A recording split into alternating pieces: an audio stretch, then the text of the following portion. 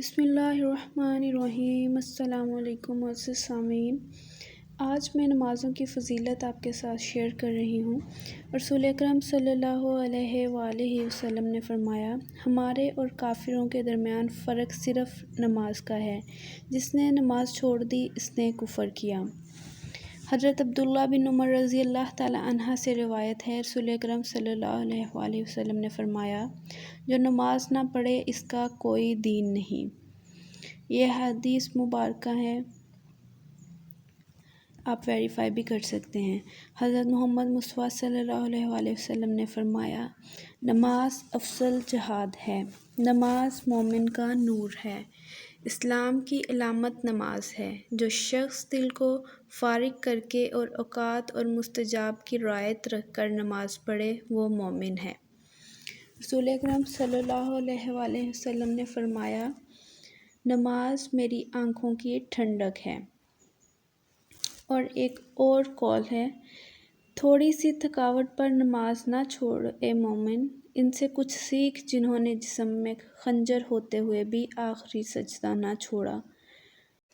ایک اور حدیث یہاں پہ کوٹ کرتی چلوں، جو میں ریفرنس کے ساتھ بھی بتا دوں گی آپ کو۔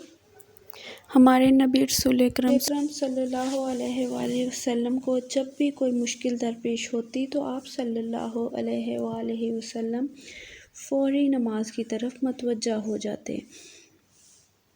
رسول اکرم صلی اللہ علیہ وآلہ وسلم پر درود پاک بھیجنا بہت ضروری ہے۔ آئیے میں اور آپ مل کر سب سے پہلے ایک بار رسول اکرم صلی اللہ علیہ وآلہ وسلم پر درود بھیجیں، اس کے بعد میں آپ کو نمازوں کی فضیلت سے آگاہ کروں گی کہ کس نماز کی کیا فضیلت ہے۔ بسم اللہ الرحمن الرحیم۔ اللہم صلی علی محمد وعلی آل محمد کما صلیت علی ابراہیم وعلی آل ابراہیم انک حمید مجید۔ اللہم بارک علی محمد وعلی آل محمد کما بارکت علی ابراہیم وعلی آل ابراہیم انک حمید مجید۔ نمازوں کی فضیلت سے آگاہ کرتی چلوں میں سب سے پہلے یہ بتاؤں گی کہ نماز رسول اکرم صلی اللہ علیہ وآلہ وسلم کو اللہ تعالیٰ کی طرف سے تحفہ ملا تھا جب معراج پر رسول اکرم صلی اللہ علیہ وآلہ وسلم گئے تھے۔ اللہ تعالیٰ نے اپنے حبیب سے ملاقات کے لیے معراج پر بلایا تھا اور تب اس تحفے سے نوازا تھا۔ اسلامک وظیفہ دعائیں چینل کو سبسکرائب کر لیجئے گا تاکہ اور بھی بہت سی اچھی ویڈیوز، بہت اچھے وظائف، بہت اچھی دعائیں آپ کو سننے کو ملیں اور آپ ان پر عمل کر کے اپنی مشکلات کو حل کر سکتے ہیں۔ اچھا جی، سب سے پہلے بات کر لیتے ہیں فرض نمازوں میں سے نماز فجر کی۔ نماز فجر کی فضیلت کچھ یوں ہے کہ جس نے فجر کی نماز ترک کی اس کے چہرے سے نور ختم کر دیا جائے گا۔ جس نے نماز فجر ترک کی یعنی چھوڑ دی، اس کے چہرے سے اللہ تعالیٰ نور ختم کر دیتے ہیں۔ دوسری فرض نماز ہے نماز ظہر۔